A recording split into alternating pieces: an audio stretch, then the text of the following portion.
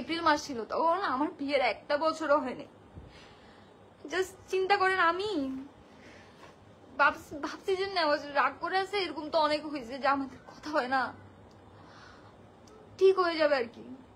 Anniversary আসতেছে, নিশ্চয়ই আমাকে সারপ্রাইজ প্ল্যানিং করতেছে, কারণ অলওয়েজ আমাকে সারপ্রাইজ দিত, আপনারা সবাই দেখছেন।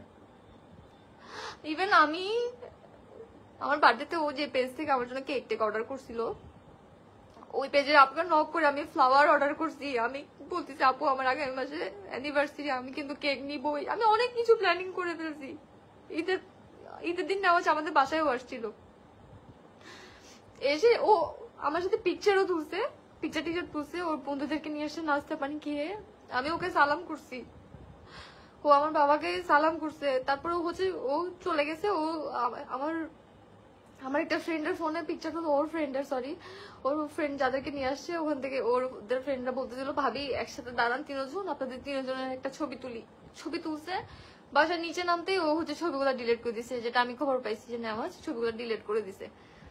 আচ্ছা ঠিক আছে, আমি বুঝতে পারছি কেন ডিলিট করতেছে, কারণ জানি যে আমি ছবিগুলো হাতে পাইলে আমি স্টোরি দিয়ে দিব, আর আমি যদি স্টোরি দিয়ে দিই, ও তো একটা রিলেশনশিপের মধ্যে অলরেডি আছে, ওটাতে প্রবলেম ক্রিয়েট হয়ে যাবে। সো গেল, যখন আমি কোনো দিক থেকে আর কিছু পাচ্ছি না, আমি বলতেছি যে যেহেতু কোনোভাবে সমাধান হচ্ছে না, আর যৌতুক নিয়ে ওরা অনেক বেশি প্রেশার ক্রিয়েট করতেছে, টাকা পয়সা নিয়ে অনেক বেশি প্রেশার ক্রিয়েট করতেছে, আমি মামলা করব। আমি আর কোনো কিছু পারতেছি না, কারণ আমার দেওয়ালে পিঠ থেকে গেছে।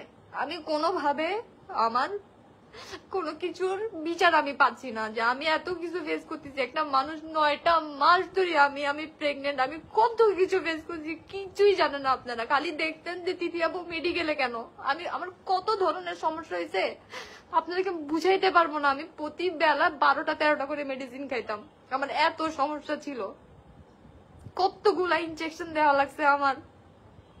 আর সেই মানুষটা বলে কি, মানে আমি বাচ্চাটাকে বেঁচে রাখার জন্য আমার মধ্যে আমি কত কিছুই না করছি। মানুষকে বলে কি আমি নাকি বাচ্চা মেরে ফেলতে চাইছিলাম না কি যেন মানুষকে ছড়াইছে।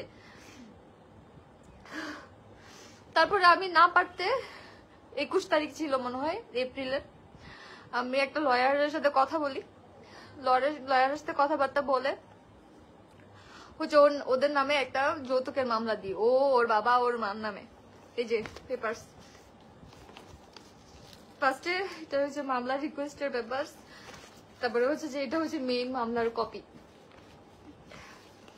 বেশি কিছু দেখাবার যাচ্ছে, এখানে আমার সাইন আছে আর আমার অ্যাডভোকেটের ডিটেলস আছে।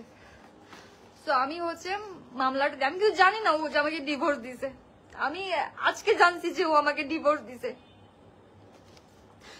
তো মামলা দিছি, ও আমার থেকে যেরকম টাকা পয়সা দাবি করতেছিল, আমাকে টর্চার করতেছিল, আমাকে ফিজিক্যালি মেন্টালি অ্যাবিউজ করতেছিল, সবকিছু আমি বলছি। দেন হচ্ছে যে ওর নামে এই মামলাটা করে আসছি। তার মধ্যে দেখতেছি যে এইদিকে ও অনেক ভালো আছে, হ্যাঁ। তো আমি এইসব কিছু যে করতেছি এগুলো কাউকে আমি জানাই নাই, কেউ জানে না, কাউকে বলি নাই, কারণ আমি তো তখনও জানি না যে আমার ওর সাথে আর সংসারই হবে না। যদি জানতাম তাহলে তো আমি একটা না, আমি 100টা মামলা দিতাম যদি আমার পক্ষে সম্ভব হইতো।